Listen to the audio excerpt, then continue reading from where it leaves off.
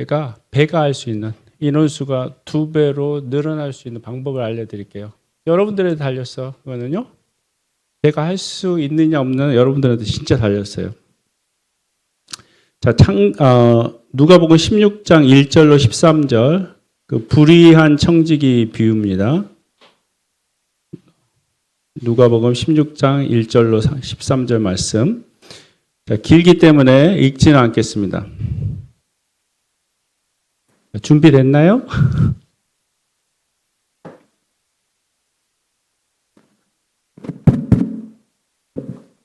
울리죠, 이게. 같이? 이게 더 나아요? 이게 좀 울리는 것 같은데? 아닌가? 자, 오늘 본문 말씀은 불의한 청지기 비유죠. 이 비유는 해석하기가 난해한 구절 중에 하나로 알려져 있습니다. 해석하기 어려운 부분은 두 군데예요. 첫째, 8절이에요. 8절에 바로 주인이 이 옳지 않은 청지기가 일을 지혜 있게 하였으므로 칭찬하였으니란 구절입니다. 청지기는 불의했잖아요. 주인의 물질을 자기 것인 양 사용하며 낭비했을 뿐만 아니라 자기 멋대로 주인에게 빚진 자의 빚을 탕감해 주었습니다. 그런데도 왜 주인이 이 청지기를 칭찬하였는지 이해가 안 되죠.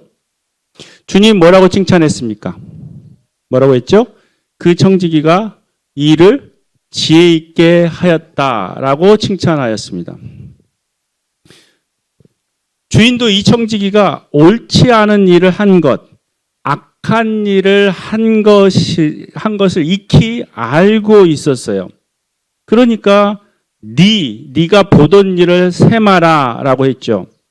그러니까 조만간 너 자를 건데 네 보던 일 정리해라고 했지 않습니까? 더군다나 주인은 8절에서 그 청지기를 옳지 않은 청지기라고 분명히 밝히고 있지 않습니까? 근데 이런 청지기를 어떻게 칭찬할 수 있었는지 통 이해가 안 된다는 거죠. 자, 이게 첫째 난해 구절이에요. 둘째 난해 구절은 9절이에요. 9절. 불의한 재물로 친구를 사귀라는 구절입니다. 재물은 선한 것도 악한 것도 아닌데 그걸 가치 중립적이라고 그러거든요. 가치 중립적인 존재인데 왜 재물을 불의하다고 했을까요? 그리고 그 재물로 친구를 사귀라는 말은 또 무슨 말입니까? 자, 그런 것들이 이해가 안 된다는 거죠. 그래서 난해하다라고 하는 것입니다. 그럼 이제 난해한 구절 하나하나를 살펴볼게요. 우선 8절의 난해 구절부터 해결해 봅시다. 비유를 해석하는 열쇠는 크게 세 가지가 있습니다.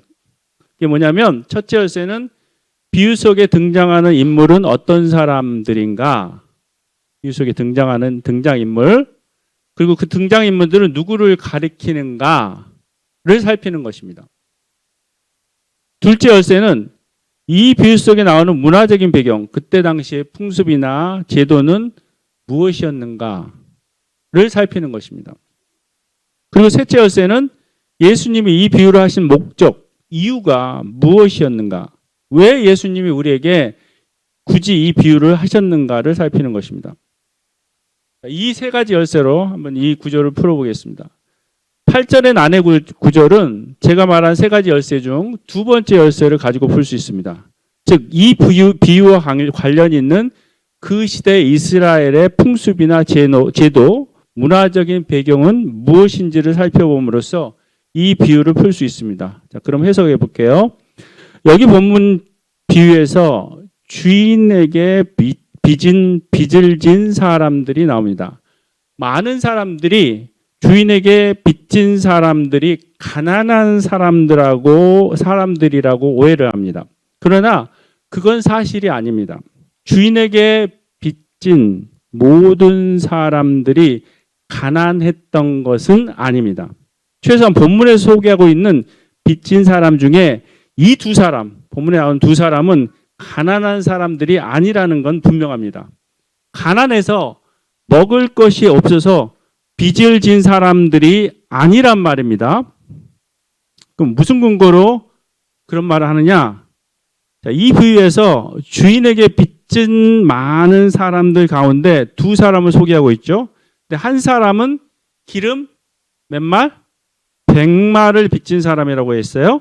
또 다른 사람은 몇 말을 빚졌어요? 밀 100섬을 빚진 사람이라고 했습니다. 기름 100말을 빚진 사람이 있고 밀 100섬을 빚진 사람이 있습니다. 자, 기름 100말 할 때 이 말이라는 수량 단위는 헬라어로 바토스라고 하는데 대략 23리터에 해당합니다. 그러니까 기름 100말은 2300리터죠. 산수. 이스라엘 지역에서 올리브 나무인 한 그루에서 얻을 수 있는 올리브 기름은 한 그루에서 약 25리터입니다. 그러므로 기름 100말은 올리브 나무 몇 그루의 소산물이게요? 92그루의 소산물입니다. 92그루. 돈으로 환산하면 약 1000데나리온에 해당됩니다. 한 데나리온이 하루치 임금이 풍사시니까 약 2년 8개월치 임금입니다. 2년 8개월치 임금이에요. 그리고 밀 100석일 때, 100석 할 때 이 석에 해당되는 헬라어는 코로스라는 말인데 약 27,500kg을 말해요. 27,500kg. 그러니까 42헥타르 정도의 땅에서 얻을 수 있는 밀의 수확량입니다. 1헥타가 3,025평이니까 127,050평에서 얻을 수 있는 밀의 수확량이에요. 127,050평에서 얻을 수 있는 밀의 수확량. 자, 1코로스의 가격이 약 25데나리온이에요. 그러니까 밀 100석, 즉 100코로스는 2,500데나리온에 해당됩니다. 공공을 두 개 1,500데나리온에 해당됩니다. 그러니까 1데나리온이 하루치 임금에 해당된다고 그랬죠? 그러니까 2,500데나리온은 노동자 몇 년치? 7년치 봉급에 해당돼요. 자, 아까는 몇 년치? 2년 8개월치. 그리고 지금은 노동자 약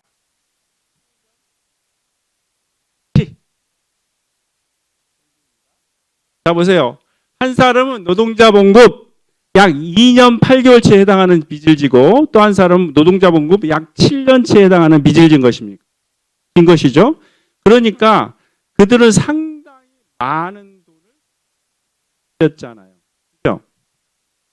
가난한 사람들은 이렇게 돈을 많이 빌릴 수가 없어요. 그러니까 여기 나오는 빚진 사람 두 사람은 오늘날 말하면 어느 정도 윤택한 사람들이었지만 무슨 이유인지 몰라도 돈을 빌린 사람들이었어요. 아마도 사업에 어려움을 당해서 사업 자금을 빌린 사람이었는지도 모릅니다. 청지기는 그들이 가난했기에 그들을 구제한다는 의미에서 빚을 탕감해 준 것이 결코 아닙니다. 그들이 가난하고 불쌍해서 빚을 탕감해 준 것이 아니라 빚진 자들은 비록 빚을 지긴 했지만 비교적 생활이 윤택했던 사람들이었고 그런 그들에게 이렇게 큰 혜택을 이 청지기는 베풀었잖아요. 이 청지기가 베풀므로써 나중에 그들에게 큰 도움을 받고자 했던 것입니다. 가난한 사람들에게 무슨 덕을 보겠다고 주인을 속여가면서 불법적으로 빚을 탕감해 주겠습니까? 아마 주인에게 빚진 자들이 가난한 사람들이었다면 청지기는 빚을 탕감해 주지 않았을 것입니다. 벌써 주인의 것을 횡령한 전력이 있는 그가 얼마나 약은 사람인데 갚을 능력이 없는 가난한 사람들에게 빚을 탕감해 주었겠습니까? 겉으로만 보면 이 청지기가 빚을 진 두 사람에게 불공평하게 대한 것처럼 보입니다. 즉, 이 청지기가 한 사람에게는 기름 100말 중 50말을 탕감해 주었으니까 50%를 탕감해 준 것이고, 또한 다른 사람에게는 밀 100석 중 20석을 탕감해 주었으니까 20%를 탕감해 준 것이어서 겉으로 보기에는 불공평하게 보입니다. 그러나 실제로는 두 사람에게 공평하게 거의 동일한 분량의 빚을 탕감해 준 것입니다. 왜냐하면 한 사람은 노동자 2년 8개월치 임금에 해당하는 빚을 졌는데 그 절반을 탕감해 주었다니까, 곧 노동자 임금 1년 4개월치 분량의 빚을 탕감해 준 것이죠. 또 한 사람은 노동자 7년치 임금에 해당하는 빚을 졌는데 그중 몇 프로? 20%를 탕감해 주었으니까 역시 노동자 임금 약 1년 4개월치 분량의 빚을 탕감해 준 셈이어서 거의 비슷한 비율로, 거의 비슷한 액수로 탕감해 준 것입니다. 아무튼 그러하더라도 이 청지기가 그들의 빚 문서를 고친 것은 공문서 위조에 해당합니다. 이 청지기는 법을 어기고 큰 죄를 범한 것입니다. 오늘날 이런 일이 일어났다면 청지기는 고소를 당하게 될 것이고 형을 치러야 할 것입니다. 그리고 빚진 사람들도 청지기와의 공모 여부를 조사받게 될 것입니다. 새로 작성한 빚문서도 물론 무효가 될 것입니다. 그런데 말이죠, 고소해야 마땅한데, 고소해도 시원치 않은데 왜 주인은 청지기를 칭찬했습니까? 그 이유는 이렇습니다. 자, 청지기가 빚진 사람들을 불러서 그들의 빚을 탕감해 주었을 때 어떤 일이 일어났을까요? 상상해 보세요. 주인이 사람들의 빚을 탕감해 주었다는 소문이 모든 사람에게 퍼지게 되었겠죠. 그죠? 모든 주인이 사람들의 빚을 탕감해 주었다는 소문이 모든 사람에게 퍼지게 됐겠죠. 그리고 죽은 모든 사람들은 주인의 관대함에 대해서 칭찬을 하게 되겠죠. 그죠? 모든 사람들이 그 주인을 존경하게 되고 그는 아주 좋은 평판을 받게 되었을 것입니다. 그런데 이 주인이 그 사실을 알고도, 다른 마을 사람들이 자기를 칭찬한다는 사실을 알고도 모든 빚진 사람들에게 무효, 이는 청지기가 사기친 거야, 그가 탕감해 준 것은 그러니까 무효다라고 말했다고 칩시다. 그러면 그 일은 법적으로 무효가 되었을지도 몰라. 그죠?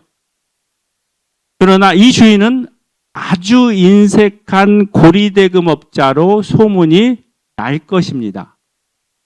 자기 것은 절대 손해보지 않으려는 그야말로 욕심 많은 고리대금업자로 낙인 찍힐 것이 분명합니다. 더군다나 이스라엘 동족에게 이자를 받아먹는 고리대금은 율법에 사실 금지되어 있습니다. 레위기는 이렇게 고리대금을 금지하고 있습니다. 레위기 25장 36절에서 37절입니다. 레위기 25장 36절에서 37절.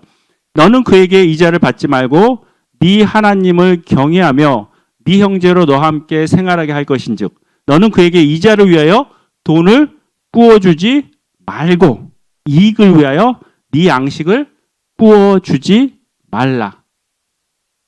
돈놀이 하지 말라는 거예요. 이렇게 율법에서 금하고 있는 고리대금업을 그 주인이 하고 있었다는 소문이 나면 그 주인은 범죄자로 찍힐 것이 뻔합니다. 그렇게 되면 그의 체면이 무엇이 되겠습니까? 그를 칭찬하는 사람들도 이젠 그를 비난하는 자로 돌아설 것입니다. 그러면 그렇지. 그 구두쇠가 그런 일을 했겠냐? 어쩐지 이상하더라. 이렇게 되겠죠. 모두가 그 주인에 대해서 돈밖에 모르는 인간이라고 욕을 할 것입니다. 우리처럼 이스라엘 사람도 체면을 중시한다고 합니다. 아마도 주인은 이 문제를 어떻게 처리할 것인가를 두고 고민했을 것입니다. 그래서 그는 자신의 체면을 구기는 것보다 돈을 잃는 것이 차라리 낫다고 판단했던 것입니다. 그는 돈이 많은 부자였기에 그 정도의 손실을 아무것도 아니었죠. 사실상 돈은 부자에게 그리 큰 문제는 아닙니다. 부자들도 명예를 더 원합니다. 돈 벌고 나서 하는 일이 명예예요. 사람들에게 칭송받는 것을 더 원합니다. 그런데 청지기를 통해 그러한 것을 얻게 되었으니 어찌 그를 칭찬하지 않을 수 있겠습니까? 이제 이해가 되십니까? 네. 왜 부자인 주인이 불의한 청지기를 칭찬할 수밖에 없었는지 말이죠. 그런데 그 주인이 자신의 청지기를 칭찬하게 된 이유가 또 하나 있어요. 하나 더 있습니다. 결코 청지기가 주인의 재산을 충성되게 잘 관리해서가 아니라는 것은 이미 말씀드렸습니다. 청지기는 자신의 역할이 주인의 재산을 잘 관리해야 하는 것임에도 불구하고 오히려 주인의 재산을 낭비했을 뿐인데, 그럼 왜 청지기를 주인이 지혜롭게 행했다고 칭찬했을까요? 그것은 청지기가 자신의 미래를 미리 준비했기 때문입니다. 청지기는 자신이 일을 그만둘 때가 되었다는 것을 알고 있었고, 그 이후 미래의 생계를 위해 그 무엇인가를 준비해야 했습니다. 그래서 그 방법으로 주인에게 빚진 자들의 마음을 얻기 위해서 그들의 빚을 탕감해주는 방법을 택한 것입니다. 그러면 자기에게 은혜를 입은 그들이 자기를 선대하고 자기 생계를 책임져 줄 것이라고 판단한 것입니다. 아무튼 그는 자신의 미래를 준비하는 지혜를 가졌습니다. 근데 우리는 어때요? 우리는 우리의 내세, 앞으로 올 세상, 내세, 현세가 아니라 내세를 잘 준비하고 있나요? 그리스도의 공력 심판대에서 서게 될 준비를 우리가 하고 있나요? 불신자들의 모습을 보세요. 그들은 미래를 준비하는데 얼마나 열심입니까? 얼마나 많은 상인들이 돈 벌려고 부지런히 살고 있습니까? 앞으로 편안한 삶을 살기 위해 그들은 그렇게 하죠. 아침 일찍 일어나 온종일 일합니다. 열심히 장사합니다. 여기 캄보디아 사람들도 내세를 위해서 불교에서 가르치는 것을 힘써 따릅니다. 어떤 이는 매일 불경을 외웁니다. 4시 반이면 일어나서 불경을 읽습니다. 여러분 4시 반이에요. 여러분 4시 반에 성경 일어나서 읽어요? 왜 이들이 이렇게 열심을 냅니까? 미래에 복을 받으려고 그럽니다. 그들의 미래를 위해서입니다. 미래의 삶을 준비하는데 정말 그들은 열심입니다. 우리들은 어떤가요? 그들이 불교의 가르침을 열심히 따르려고 하듯이 우리는 하나님의 말씀을 열심히 따르려고 하고 있나요? 캄보디아 사람들은 업을 쌓기 위해 불교 행사에 돈을 많이 써요. 근데 우리들은 어떤가요? 하나님께서 맡기신 재물을 얼마나 하나님의 나라를 위해 사용하고 있는가요? 바로 이런 점에서 누가복음 16장 8절에서 하나님께서는 이 세상 사람들이 빛의 사람들, 이때는 빛입니다. 빛이 아니라 빛의 사람들, 즉 하나님의 자녀들보다 그 시대에 있어서 지혜롭다고 말씀하신 것입니다. 이는 이 세상 사람들, 곧 불신자들을 칭찬한 것이 아니라 미래를 준비하는 지혜를 갖지 못한 빛의 자녀들, 곧 하나님의 자녀들을 책망한 것입니다. 이스라엘의 풍습이나 전통, 그때 당시의 제도, 시대적 배경을 알면 이렇게 안 풀리는 구절이 풀리게 됩니다. 우린 비유를 푸는 이 두 번째 열쇠로 왜 주인이 옳지 않는 청지기를 지혜롭다고 칭찬했는지 이해할 수 있게 됐습니다. 그럼 이제 두 번째 난해 구절을 살펴봅니다. 구절에 있죠? 바로 불의한 재물로 친구를 사귀라는 구절이에요. 구절에 있습니다. 왜 불의한 재물이라고 했을까요? 재물은 선한 것도 악한 것도 아니라고 말씀드렸죠. 같이 중립적이라고 말씀드렸죠. 근데 왜 불의하다는 표현을 했을까요? 그리고 그 재물로 그 재물로 친구를 사귀라는 말은 도대체 무슨 뜻입니까? 9절에서 사용된 이 불의라는 단어는 헬라어 아디키아로서 이 단어는 믿을 수 없는 혹은 신뢰할 수 없는 이란 뜻을 가진 아디코스에서 온 말이라고 해요. 그러므로 여기에 사용된 불의의 재물은 믿을 수 없는 재물이라는 뜻이 됩니다. 믿을 수 없는 재물. 재물은 믿음의 대상이 아니라는 거죠. 신뢰의 대상이 아닙니다.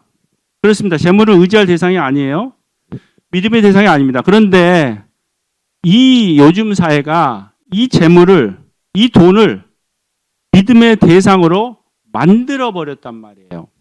돈이 사람들의 믿음의 대상, 곧 하나님의 된 것이에요. 하나님이. 바로 이런 점에서 킹 제임스 성경에서는 이 재물이라는 단어를 뭘로 번역했냐면 맘몬이라고 번역했어요. 맘몬. 맘몬은 풍요의 신, 재물의 신을 말합니다. 지금 세상은 재물을 신처럼 떠받들고 있습니다. 돈이 최고의 가치가 되었죠. 돈이 삶의 수단이 아니라 인생의 목적이 되어버렸습니다. 돈이 되는 일이라면 양심을 팔고 사람도 서슴없이 죽이는 그야말로 돈이 최고의 가치가 되어버렸습니다. 11절에서 예수님께서 이 재물이란 말 앞에 굳이 불의하다라는 형용사 수식어를 붙인 것도 재물을 신처럼 숭배하는 세상을 풍자하기 위함입니다. 돈 자체는 가치 중립적인데 그것 자체로는 선한 것도 악한 것도 혹은 의로운 것도 불의한 것도 아닌데 이렇게 가치 중립적이어야 할 돈을 신처럼 맘몬처럼 떠받드니까 신성시하니까 이 불의하다는 단어를 일부러 재물이라는 말 앞에 사용하신 것입니다. 결코 믿을 수 없는 돈을, 신뢰할 수 없는 돈을, 의지할 수 없는 돈을 왜 맘몬처럼 신처럼 떠받들고 있느냐 이 한심한 작자들아 라고 주님께서 풍자하신 말씀이에요. 가치 중립적이어야 할 돈이 맘몬화될 때 돈이 주인이 되고 인간이 돈의 종이 됩니다. 그럴 때 그 돈은 이미 뭐다? 불의한 재물이 됩니다. 그래서 13절에서 예수님은 재물을 자기 주인처럼 떠받드는 사람은 하나님을 섬길 수 없다고 말씀하십니다. 하나님과 재물을 겸하여 섬길 수 없다고요. 13절 집 하인이 두 주인을 섬길 수 없나니 혹 이를 미워하고 저를 사랑하거나 혹 이를 중히 여기고 저를 경히 여길 것임이니라. 너희는 하나님과 재물을 겸하여 섬길 수 없느니라. 우린 두 주인을 섬길 수 없기 때문에 하나를 버려야 됩니다. 그 버리는 것이 하나님이 되든지 재물이 되든지 둘 중에 하나지 중립지대는 없는 거예요. 말이 나왔으니 이 재물에 대해서 더 이야기해 보겠습니다. 세상은 재물을 맘몬, 신처럼 떠받들고 있지만 하나님께서는 이 재물을 어떻게 보시는지 말입니다. 10절에 어떤 단어가 보여요? 작은 것이라는 단어가 보이죠. 작은 것. 찾으셨어요? 작은 것이라는 단어는 바로 그 뒤 11절에 나오는 재물을 가리켜요. 그죠? 세상은 돈이 가장 가치 있는 것이라고 말을 합니다. 그러나 주님은 돈을 어떻게 보시느냐? 지극히 작은 것이라고 말씀합니다. 하나님은 돈을 지극히 작은 것으로 보십니다. 선생님들, 하나님은 돈을 지극히 작은 것으로 보신다고요. 형제님들이 결혼할 때 돈 많은가 적은가 그런 거 보지 마시라니까요. 그런데 왜 우리는 돈 때문에 근심하고 돈 때문에 슬퍼하고 돈 때문에 걱정하고 그럽니까?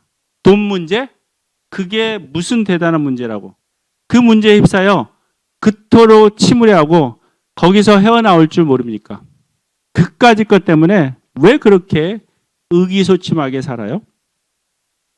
우리에게는 큰 게 있잖아요. 뭡니까? 장차 주님 나라에서 우리가 작은 것에 충성하면 받게 될 큰 것이 있잖아요. 그것은 주님께 받을 상급, 기업과 칭찬입니다.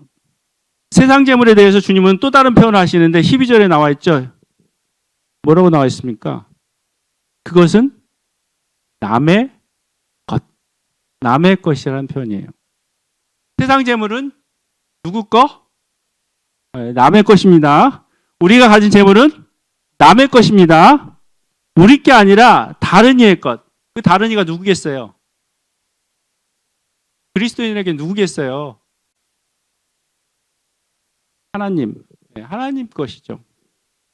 우리가 가진 재물은 우리의 것이 아니라 하나님의 것입니다. 하나님께서 잠시 우리에게 맡겨놓은 것이지 우리 게 아니에요. 그래서 웨슬리라는 사람은 자신의 집에 불이 탔을 때, 자신의 집이 불에 탔을 때, 이제 종이 주인의 집에 불이 탔으니까 아니야, 틀렸다. 호들갑을 떨면서 보고하러 왔어요. 웨슬리가 어떻게 반응했냐면 주님의 집이 불에 탔으니 내가 신경 쓸 것이 없다라고 말했어요. 그는 자기가 가진 재물이 자기 것이 아니라 남의 것, 곧 주님의 것이라는 사실을 늘 고백하는 그리스도인이었던 것입니다. 자기는 주님의 청직이 곧 주님께서 주인의 것을 맡긴 자에 불과하다는 사실을, 주님의 것을 맡긴 자에 불과하다는 사실을 충분히 인식하고 있었던 것이죠. 우리가 이 땅에서 가진 재물이 남의 것, 곧 주님의 것이면 진짜 우리 것은 뭡니까? 진짜 우리 것. 진짜 우리 것은 장차 천국에서 주님께서 우리에게 주실 분기시며 기업입니다. 천년왕국에서 우리에게 맡기실 책무예요. 책무.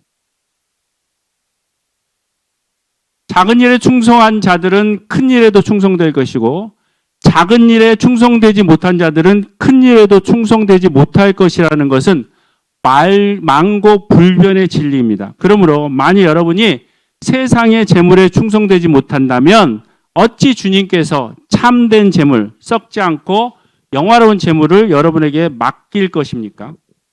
여러분 이 땅에서 다른 사람의 것, 곧 주님이 여러분에게 맡기신 것에 충성하지 못한다면 어찌 천국에서 여러분을 위하여 주님께서 예배해 놓으신 것, 곧 상급이나 기업이나 분깃은 이거 천년왕국에서 다스리는 직임이 포함돼요. 분깃을 여러분에게 주시겠습니까? 그럼 불의한 재물로서 친구를 사귀라는 말씀은 무슨 뜻입니다? 무슨 뜻입니까? 자, 요거 하나만 가져가시면 돼요. 나머지 거 다 잊어버리세요. 요 부분 하나만 가져가세요. 그럼 불의한 재물로서 친구를 사귀라는 말씀은 무슨 뜻입니까? 할 수만 있으면 많은 돈을 사용해서 인간적인 친구를 많이 사귈 수 있어야 한다는 뜻입니까? 아닙니다. 여기서 친구는 인간적인 친구를 말하는 게 아닙니다. 왜 이렇게 말할 수 있죠? 사실 우리가 삶을 살면서 사귀는 친구들은 우리를 영원히 거주할 처소로 영접할 수 없어요. 하나. 9절에 그 친구들이 너희를 영원히 거주할 처소로 영접하리라는 말씀처럼 이 세상 친구들 우리를 영원한 처소로 영접할 수가 없어요. 그들도 죽잖아요. 그들이 살고 있는 집도 영원한 게 아니잖아요. 그러니 영주할 처소가 이 세상에 어디 있겠어요? 영주할 처소는 하늘나라밖에 없습니다. 그러므로 친구를 사귀라라고 할 때 친구는 세상적인 친구가 아니라 복음 안에서의 친구입니다. 복음 안에서의 친구. 우리가 복음을 전해 영혼들이 얻어질 때 그 영혼들이 우리의 친구가 되는 것이에요. 다시 한번 우리가 복음을 전해서 영혼들이 얻어지게 되면 그 영혼들이 우리의 친구가 되는 것입니다. 다만 물질은 영혼들을 얻기 위해 그 친구들을 얻기 위해 쓰일 뿐입니다. 그래서 우리가 복음을 전해 얻은 영혼들은 영주할 처소인 천국에서 우리를 영접할 이들이 되는 것입니다. 그들은 천국에서 우리의 영광이요 면류관이 됩니다. 사실 성경은 친구를 사귀는데 돈이 유용한 도구가 됨을 분명히 말씀해요. 자, 잠언 13장 20절을 보세요.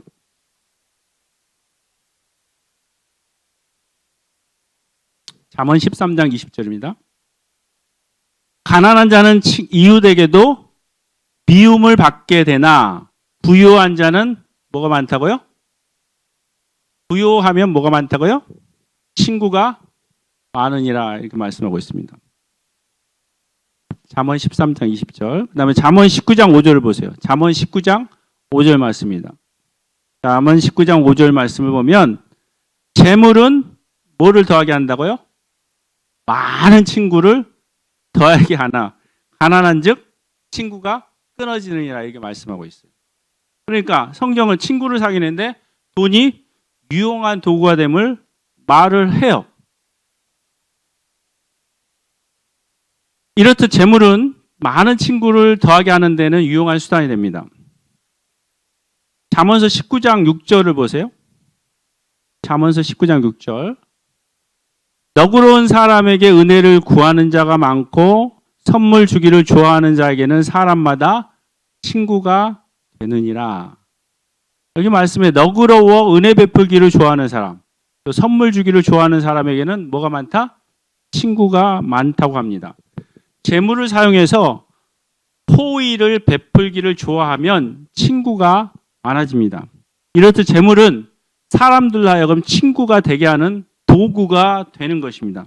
결국 불의한 재물로서 친구를 사귀라는 말씀을 통해 주님께서는 이렇게 말씀하고 싶어하는 겁니다. 자, 니네 봐봐. 세상 사람들은 아주 작은 것에 불과한 돈을 신주 모시듯 하지 하찮은 돈을 최고의 가치로 여기며 그것을 얻기 위해 밤낮 내쓰고 있지? 근데 너희들마저 그렇게 살래? 아니잖아. 세상 사람들은 그렇게 살아도 너희는 그렇게 살면 안 되잖아. 이렇게 말씀하고 있는 거예요. 너희는 그들이 그렇게 소중하게 여기는 그것을 과감하게 영혼들을 얻는 데 사용해야지, 복음을 전하는 데 사용해야지. 이 불의한 청지기가 빚진 자의 빚을 탕감해 줌으로써 그들의 마음을 얻고자 한 것처럼 빛의 아들들인 너희도 영혼들의 마음을 얻는데 이 돈을 사용해야 한다. 복음에 그들의 마음이 열리도록 하는데 이 돈을 사용해야 하는 거란다. 이렇게 말씀하고 있는 거라고요. 불의한 청지기가 빚진 자의 빚을 탕감해 줌으로써 그들의 마음을 얻고자 한 것처럼 빛의 아들인 너희도 하나님께 죄의 빚을 진 그 영혼들의 그 죄의 빚이 탕감될 수 있도록 복음이 전해지는데 그 돈을 사용해야 하는 거란다. 이렇게 말씀하고 있어요. 만약 복음이 전해져 그들이 얻게 되면 하나님께 죄의 빚을 진 영혼들의 죄의 빚이 탕감되는 거 아니겠니? 그러니 복음이 전해지는데 그 돈을 사용해야 하는 거란다. 돈은 신처럼 떠받들려고 있는 게 아니라 그런데 미련 없이 사용하라고 있는 거야. 돈은 땅에 쌓아두라고 있는 게 아니라 복음을 전하는데 주저없이 사용하라고 있는 거야. 내 말 알아듣겠냐? 그렇습니다. 세상 사람들은 우리를 미워하지만 그러나 그들에게 복음을 전하는 일에 우리의 물질이 사용되어 그들이 회심하게 되면 우리의 친구가 됩니다. 복음 전하는데 물질을 사용함으로써 우리 믿지 않는 사람들을 자기 친구로 삼을 수 있습니다. 그들이 회심하게 되면 말입니다. 청지기는 주인에게 빚진 자를 탕감하는데 이 재물을 사용했습니다. 마찬가지로 그리스도의 제자는 죄의 빚을 진 사람들이 하나님의 은혜를 맛보고 그분께 죄 용서함을 받을 수 있는데 도움이 되도록 재물을 사용할 수 있어야 합니다. 예수님은 너에게 재물이 없어질 때, 곧 죽을 때 너희가 재물을 사용했던 그들이 영주할 초소, 곧 하늘나라로 너희를 영접할 것이라고 말씀합니다. 이는 돈으로 천국 가는 티켓을 살 수 있다는 말이 아닙니다. 그건 오직 나를 대신하여 십자가에 죽으신 그리스도의 공로로 믿음으로 말미암아 우리에게 주어집니다. 하지만 그들이 내 상급이 될 것이에요. 내가 사용한 재물을 통해 영원한 채소에 이른 친구들이 그곳에서 나를 영접할 거란 말이에요. 이 땅에서 내가 주인의 재물을 관대하게 은혜를 베푸는 데 사용했다는 증인이 그들이 될 것이고, 내가 충성스럽게 지혜롭게 주의 재물을 관리했고 그들의 영혼들을 주님께로 인도하는데 주의 재물이 들여졌다는 것을 그들이 증명할 것이에요. 아까 이 세상 재물은 남의 것이라고 말했죠. 재물은 우리의 것이 아니라 남의 것, 주님 것이라고 했죠. 세상에 참 쉬운 일이 있어요. 그게 뭔지 아세요? 남의 것 가지고 생색내는 거. 남의 것을 가지고 다른 사람에게 생색내는 거예요. 베푸는 거예요. 남의 것을 가지고 생색내는 사람들을 보면 지 것도 아니면서 되게 생색낸다 이런 말 하잖아요. 그런데 주님은 주님이 주신 재물을 가지고 남의 것을 가지고 우리가 남에게 이렇게 생색내길 원하세요. 남의 것, 곧 주님의 것인 재물을 가지고 남에게 생색내길 원하신다고요. 생색내면서 그 사람을 친구로 삼길 원하신다고요. 그러니 남의 것, 곧 주님의 것을 가지고 실컷 생색내시란 말이에요. 많은 사람들에게 복음을 전하기 위해서 실컷 생색내시기 바랍니다. 제가 오늘 여러분에게 한 가지 제안, 요것만 얻어가세요 합니다. 여러분은 오늘부터 1년 동안 한 명 불신자 한 명의 저는 그게 누가 될지는 몰라요. 여러분만이 아세요. 한 명의 마음을 얻기 위해서 한 사람을 친구로 삼기 위해서 자기 재물을 한번 사용해 보시라는 거예요. 재물을 가지고 불신자를 사귀어 보세요. 많은 사람 필요 없습니다. 한 사람만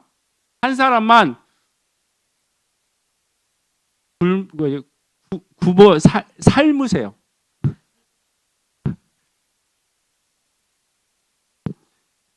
한 사람만 1년 동안 공들여 보란 말이에요. 그리고 믿지 않는 사람이 친구가 되면 여러분들이 이제 교회를 데려오든 직접 전도를 하든 그들의 마음이 열려지고 복음을 받아들일 수 있게 돼요. 최소한 어떤 건 제가 보장할 수 있냐면, 야, 12월 달에 우리 청년부 복음 집회 있어. 뭐 친구 초청의 밤이 있어. 와 줄래? 100%입니다. 왜요? 여기까지 공들인 게 있죠.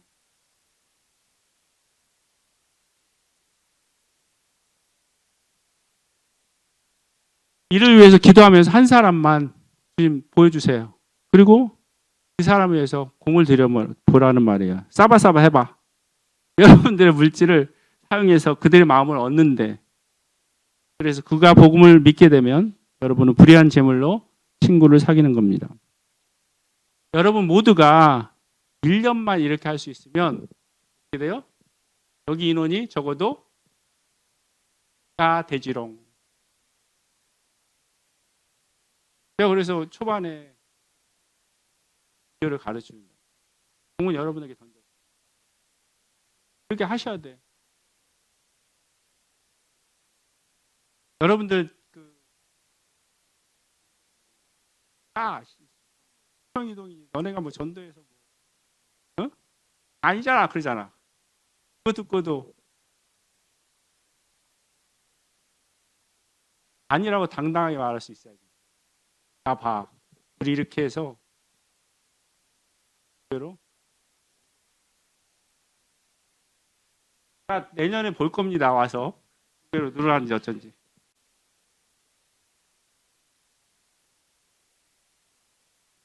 다시 한번 말씀드립니다. 지금 우리에게 있는 재물은 참된 재물이 아닙니다. 그것은 우리가 죽으면 우리에게서 없어질 것들이기 때문입니다. 그것들은 우리의 것이 아니라 하나님이 우리에게 잠시 맡기신 것입니다. 우리가 천국에서 우리의 행위를 따라 받게 될 재물이 바로 영원히 존재하게 될 우리의 참된 재물입니다. 우리가 죽으면 하나님께서 참된 재물, 곧 하늘의 상급과 영광과 기업을 우리의 몫으로 주십니다. 그러므로 이 세상의 재물에 욕심내지 마시기 바랍니다. 천국에서 하나님께 받게 될 참된 재물을 추구하시기 바랍니다. 자, 여기까지가 이제 주된 내용이고요. 이 나라를 생각하면서 여러분들 한마디를 하겠습니다. 이 청지기를 시작할 때 우리가 묵상해야 할 두 가지 명제가 있어요. 두 가지 명제는 뭐냐면 자유와 책임입니다. 청지기에는 자유가 주어졌어요. 주인의 재산을 관리하는데 어떤 일을 임의로 자기 마음대로 할 수 있는 자유가 주어졌습니다. 쉽게 말해 무슨 일이든 자기 소신껏 할 수 있는 재량권이 주어졌다는 말입니다. 생각해 보세요. 누가 보면 심주장에 나오는 청지기에게 이런 자유가 없었다면 그가 주인의 재산을 낭비할 수 있었겠어요? 그건 그에게 자기 마음대로 할 수 있는 재량권이 주어졌기 때문에 가능한 일이었습니다. 이렇듯 청지기는 자유를 가졌습니다. 사실 이 자유라는 것은 하나님께서 우리에게 주신 놀라운 특권이에요. 세상 사람들도 이 자유를 천부인꽃, 곧 하늘이 우리 인간에게 준 권리라고 말하지 않습니까? 하나님께서는 아담과 하와를 지으신 후 동산에 있는 모든 실과를 마음대로 먹을 수 있게 하셨습니다. 자유를 주신 거예요. 그뿐만이 아닙니다. 하나님께서는 자유의지를 우리 인간에게 주시기 위해 선악과를 만드셨어요. 불신자들은 왜 하나님이 선악과를 굳이 만들어서 인간으로 범죄하게 했느냐. 선악과를 안 만들었으면 아담과 하와가 선악과를 안 따먹었지라고 하나님을 비난합니다. 하나님은 이런 비난을 감수하고서라도 선악과를 굳이 만드셨어요. 왜죠? 하나님은 우리 인간에게 선악을 알게 하는 나무와 생명나무 중 하나를 선택할 자유를 주시기 위해서입니다. 하나님께서는 우리 인간이 시키는 대로 하는 로봇이 아니라 무엇이든지 선택할 수 있는 자유로운 존재이기 원하신 것입니다. 아담과 하와가 선악과를 따먹게 되면 모든 인간이 심판받아 지옥에 갈 운명에 처하게 될 것을 하나님은 아셨지만 그러한 엄청난 위험을 감수하고서라도 하나님께서 굳이 선악과를 만드신 것은 인간에게 스스로 선택할 자유를 주시기 위해서입니다. 그만큼 자유는 소중한 거예요. 진리를 알지니 진리가 너희를 자유케 하려는 말씀처럼 하나님께서 참으로 인간에게 주시고자 하신 것이 이 자유입니다. 죄로부터 자유, 사단으로부터 자유. 그리고 일상에서의 자유. 아담과 하와가 범죄함을 말미암아 모든 인간이 심판 아래 있게 되고 사단과 죄의 종이 되어 살아가게 되었습니다. 그 사단과 죄로부터 인간을 자유하게 하시기 위해서 아들 예수 그리스도를 희생시켰고 한 인간이 진리 곧 복음을 깨닫게 될 때 죄와 사탄의 속박으로부터 자유하게 됩니다. 이렇듯 하나님께서 인간의 자유를 위해 치르신 대가는 너무도 큽니다. 인간에게 참된 자유를 주시기 위해서 당신이 가장 사랑하시는 독생자 예수 그리스도를 죽음에 내놓기까지 엄청난 희생을 치르신 것입니다. 그렇게까지 하면서 하나님께서 우리에게 주신 자유이니까 이 얼마나 소중한 존재입니까? 미국은 청교도들이 세운 나라랍니다. 영국 개신교들이 영국 국교의 모진 핍박을 피해서 아메리카 대륙으로 가서 세운 나라가 미국입니다. 신앙의 자유를 갈망해서 세운 나라가 미국입니다. 그래서 미국 건국의 아버지들은 미국 헌법을 만들 때 기독교를 국가의 종교로 헌법에 명시하지 않았어요. 왜? 자기들이 영국에서 당했잖아요. 성공회가 국교가 되면서 그렇게 모진 핍박과 변화를 당했잖아요. 그러니까 미국에서 나라를 세우면서 헌법에다 기독교를 국교로 정하지 않았어요. 그들도 기독교를 왜 국교로 정하고 싶지 않았겠습니까? 영국 성공회나 카톨릭에게 그렇게 당했는데 왜 그들도 기독교를 국교로 헌법에 규정하고 싶지 않았겠냐 말입니다. 그러나 그들은 그렇게 하지 않았습니다. 기독교를 국교로 정하게 되면 국교에 저항하는 개신교도들을 영국이 야만적으로 핍박했던 사건이 미국이라는 땅에서도 재현될까 봐 두려워서 기독교를 국교하지 않았던 것입니다. 그냥 모든 사람이 종교를 선택할 수 있는 자유를 부여한 것입니다. 신앙의 자유. 신앙의 자유. 미국 건국의 아버지들이 개신교를 나라의 종교로 정하는 것을 포기할 만큼 그만큼 자유라는 것이 중요했다는 말입니다. 이렇듯 자유는 그냥 얻어진 것이 아니라 많은 희생과 눈물과 노력을 통해서 얻어진 것이었습니다. 하나님 아버지의 희생, 아들 예수 그리스도의 희생, 종교 교육자들의 희생.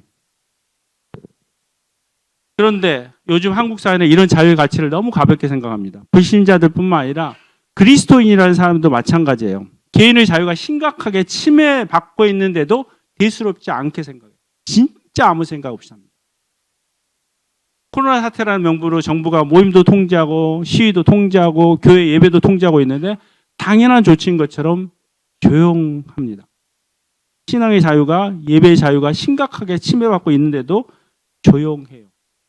공공안전이라는 이유. 코로나 사태로 코로나 보건수칙을 운운하면서 개인이 누구든 만날 수 있는, 만나 식사할 수 있는 권리가 심각하게 침해받고 있는데도 조용했습니다. 공공의 이익을 위해서 그렇게 하는 건 어쩔 수 없다고 합니다. 이 심각한 개인의 자유에 대한 침해가 최고점에 이를 때가 바로 적그리스도가 세상에 출현하는 시기예요. 다른 게 아니에요. 그는 사람들하고 이마나 오른손에 표를 받게 하고 이 표를 받지 않으면 매매를 금지하게 할 겁니다. 매매에 대한 금지, 이건 심각한 경제활동의 자유에 대한 침해입니다. 우리나라 곧 CBDC 도입됩니다. 시범 중에 있습니다. 함부로 못 써요. 그런 통제사회가 된다고요. 저는 작금의 코로나 사태를 보면서 그래서 적그리스도의 세계 통치가 생각보다 쉽게 이루어지겠구나 하는 생각을 하게 됐어요. 대중들이 저항하지 않으니까 얼마나 쉬워요? 시키는 대로 고분고분. 얼마나 쉬워요? 백신을 안 맞으면 마치 큰 죄인인 것처럼 선동하기 얼마나 쉽냐는 겁니다. 히틀러가 게르만족이 공공의 이익을 위한다며 유대인을 엄청나게 학살하고 개인의 자유를 억압하는데도 교회는 침묵했습니다. 지금도 북한과 중국에서는 개인의 존엄과 개인의 자유를 심각하게 억압하고 있을 뿐만 아니라 모든 국가가 공공의 이익을 위해서라는 명분으로 심각하게 개인의 자유를 억압하고 있습니다. 한국의 경우도 마찬가지예요. 집권당의 민주당은 언론중재법, 유튜브 검열법 등 말도 안 되는 규제를 하는 법안을 통과시켜서 표현의 자유를 억압하려 하고 있습니다.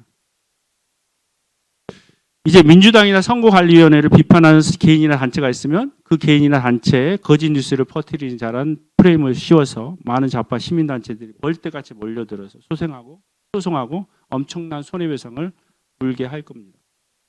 이제 동성애를 비판하면 거짓 뉴스라는 프레임을 씌워놓고 많은 동성애를 옹호하는 단체들이 일어나 고소하며 그 동성애를 비판한 자에게 엄청난 손해배상금을 물게 할 겁니다. 머지않아 됐어요. 이모 씨가 되면 그래요. 이렇게 되면 이 정부를 누가 비판할 수 있겠습니까? 그런데도 남의 일이냐 침묵합니다. 언론사의 문제지 내 문제 아니라고요. 그러나 자유의 소중함을 모르는 자들은 진짜 개돼지가 될 수밖에 없어요. 사실 경제를 말아먹어서 이 정권을 탓하는 건 유치한 얘기예요. 국민의 기본권, 헌법이 보장하는 국민의 기본권인 자유와 강제적인 부동산 정책, 재산 소유권 침해하고 있는 것들. 그래서 이 정권이 심각하다는 것입니다. 그럼 이제 정치 얘기 한다고 탓하지 마세요. 이건 정치 얘기가 아니라 하나님께서 우리 인간에게 주신 최고의 특권인 자유에 관한 이야기입니다. 신앙의 자유, 표현의 자유, 평화로운 시위의 자유, 재산권의 자유 말입니다. 제가 장모님한테 그랬어요. 모시가 되면 저 설교하다가 붙잡혀 갈 수 있어요. 설마 그런 일이 일어나겠냐. 그래서 그리스도인으로서 이 자유를 억압하는 이 불의한 정권을 지지하는 것은 누가복음 16장의 청지기가 주인의 재산을 낭비하는 것과 같은 행위라고 저는 생각합니다. 그리스도인으로서 이 자유를 억압하는 부당한 행위를 하는 정당이나 후보자에게 표를 주는 것도 누가복음 16장의 청지기가 주인의 재산을 낭비하는 것과 동일한 행위라고 생각합니다. 지나친 생각이라고요? 우리는 천국 시민이면 하늘나라의 대사입니다. 대사는 자기 나라의 이익을 생각합니다.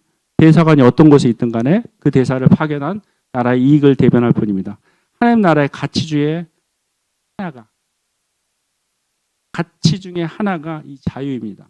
이 자유가 침해될 때 우리는 하나님 나라의 이익을 대변해서 목소리를 내야 하는 것입니다. 선거 투표를 통해서 그 불의한 정당과 정책에 대해서 반대하고 있음을 드러내야 하는 것입니다. 하나님께서 표를 행사할 권리를 이미 우리에게 주셨으니까. 청지기를 생각할 때 우리가 생각해야 할 두 번째 명제가 책임이라는 것입니다. 자유에는 책임이 따른다고 합니다. 책임질 줄 모르는 자유는 방종에 불과하죠. 원래 성경이 말하는 자유는 freedom from what? 그것을 뜻하는 게 아니에요. freedom what? 곧 어떤 것으로부터 자유만을 뜻하는 것이 아니라 무엇을 위한 자유도 뜻합니다. 만약 어떤 것으로부터의 자유만을 외치면 불신자들이 증거하는 하나님으로부터 자유가 돼요. 그래서 하나님이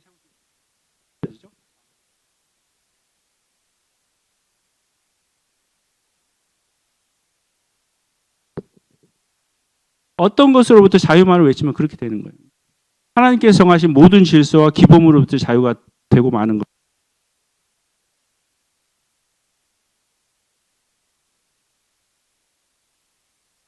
태어날 때부터 성이 결정되는 것은 자연스러운 것입니다. 자연법이에요.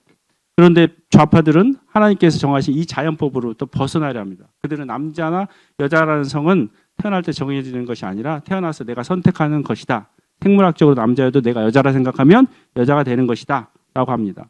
세상에는 남자와 여자라는 성만 있는 것이 아니라 무수한 성이 있다라고 합니다. 이게 젠더 개념이에요.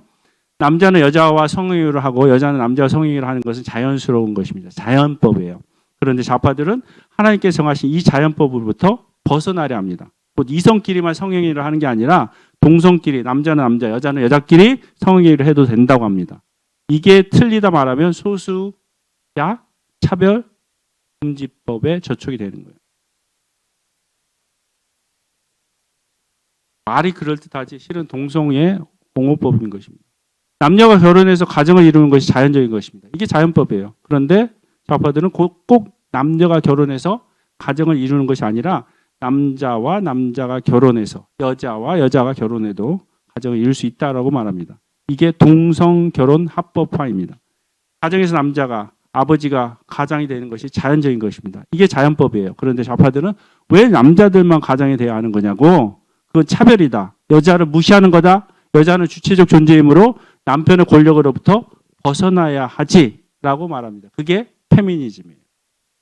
태어날 때 정해지는 남자와 여자라는 성, 하나님이 정해주신 이 성으로부터 자유, 남녀가 결혼할 때 이루어지는 가정, 하나님이 정해주신 이 가정으로부터 자유, 남녀가 가정생활할 때 이루어지는 질서, 하나님이 정해주신 이 질서로부터 자유, 이런 것이 다 불신자들이 좋아하는 어떤 것으로부터의 자유입니다. 곧 하나님께서 정하신 것들이 다 거추장스러워 보니까 벗어버리자는 거죠.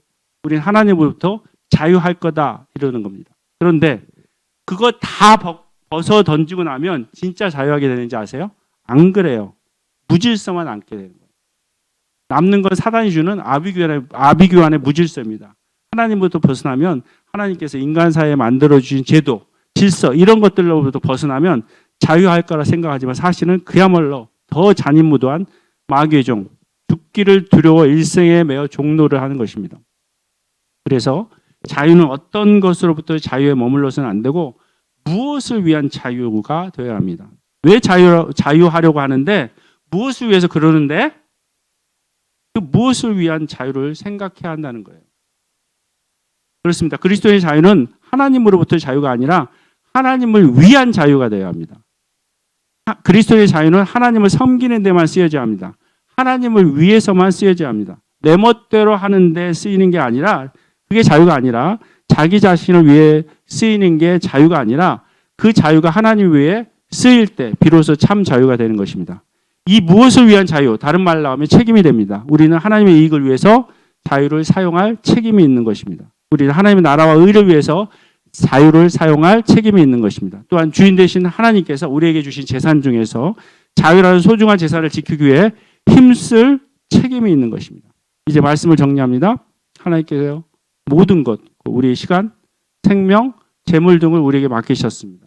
내 시간, 내 생명, 내 재물이 아니라 하나님 맡겨놓으신 시간, 하나님 맡겨놓으신 생명, 하나님께서 맡겨놓으신 재물이라는 인식이 우리에게 있어야 합니다. 그리고 하나님께서 장차 새말 날이 우리에게 올 것이라고 이미 공지하셨습니다. 주인 되신 하나님 앞에서 여러분이 관리했던 일을 직고할 날이 곧 온다는 생각 없이 살아서 여러분에게 하나님께서 여러분에게 맡기신 모든 것을 관리하는 일에 우리가 게으르게 산다면 우리는 부끄러움을 당하게 될 것입니다. 여러분의 곧 결코 쇠하지 아니하는 참된 재산을 받지 못하게 될 것입니다. 그러니 우리 모두가 결산한 날에 모두가 충성된 청지가 되어서 이렇게 고백할 수 있게 되길 원합니다. 주인이여, 내게 5달란트를 주셨는데 보소서, 내가 또 5달란트를 남겼나이다 라고 말합니다.